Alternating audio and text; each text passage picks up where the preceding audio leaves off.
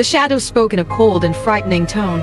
Truc, will you be my girlfriend? Truc was startled. Wasn't this the same question Viet had asked her before he died? The shadow sensed Truc's struggle. It let out a sinister laugh, reaching out to touch her with a cold, slimy hand that smelled of blood, making Truc shiver.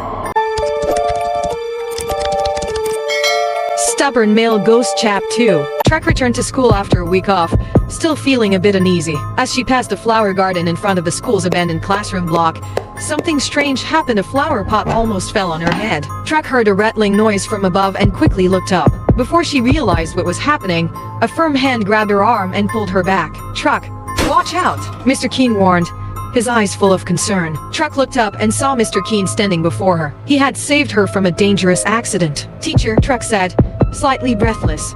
Thank you for saving me. Mr. Kien just smiled softly, but his eyes remained serious. It's nothing, Truc. Just be more careful when passing through here, okay? Truc nodded, her heart fluttering with gratitude. Both of them looked up to where the flower pot had fallen, but there was no one there. Truc felt uneasy, wondering if someone was deliberately trying to harm her or if it was just an unfortunate accident. In the days following the flower pot incident, Truc's life became increasingly strange and eerie. She continuously encountered frightening and inexplicable events. Many nights, Truc couldn't sleep well. She didn't know if it was because of psychological trauma or just recurring, meaningless dreams. In her dreams, Truc was haunted by a strange and terrifying figure of a shadow. She found herself standing before a large, dark, and mysterious shadow. The shadow spoke in a cold and frightening tone.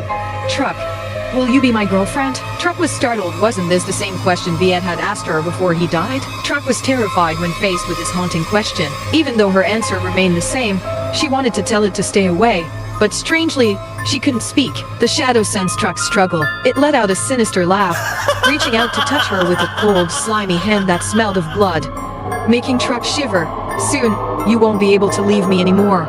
You'll belong to me forever. Truc frantically pushed the shadow's hand away, waking up in a state of anxiety, her mental health severely deteriorating. She sobbed, wondering what she should do. Despite feeling powerless and anxious, Truc still tried to attend school regularly. One twilight evening, as Truc was looking for books in the school library, the light suddenly went out, and everything gradually plunged into darkness. She was enveloped in the sudden darkness, with only a faint yellow glow from a distant window illuminating the room. A chilling sensation filled the space, and Truc felt an invisible force disturbing her from behind. It began to take shape, a large shadow surrounding Truc, whispering in a groaning voice, "You still haven't answered me.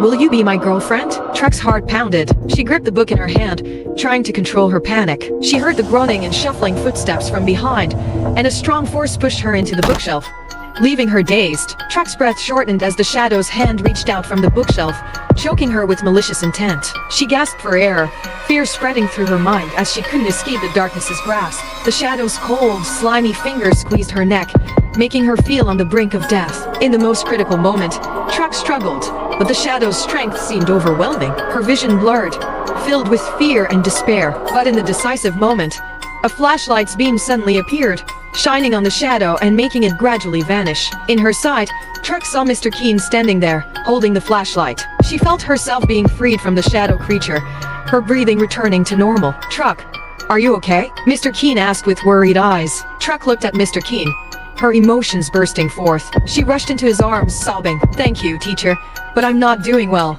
She quickly recounted the strange events she had experienced, including the appearance of the terrifying shadow. "Teacher," Truc said, her voice still trembling from the recent horror, "something strange is happening to me. These past days, I always feel like something is watching and haunting me. A monstrous shadow." Reflecting on the flower pot incident, Mr. Kien looked at Truc with serious eyes. "That's indeed very strange. Since when have you felt like this?" "I think it started after Viet, after that incident, after his first death anniversary," Truc replied, trying to control her emotions, showing him the strange bruises on her arms and neck.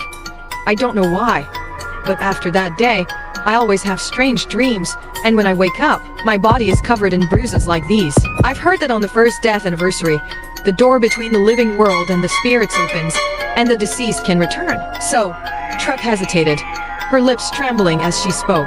He was very persistent. Truc choked up. "Teacher, do you know? I've never seen anyone so stubborn. Viet kept asking if I would be his girlfriend. I rejected him many times, But he never gave up. Even in death, he still insisted on that question. I'm afraid to tell anyone because I know they won't believe me. They'll think I'm just overthinking. Truc looked up at Mr. Kien with anxious eyes. Everything I'm saying is true. Teacher, do you believe me? I'm not delusional. These strange things, these ghostly things are real.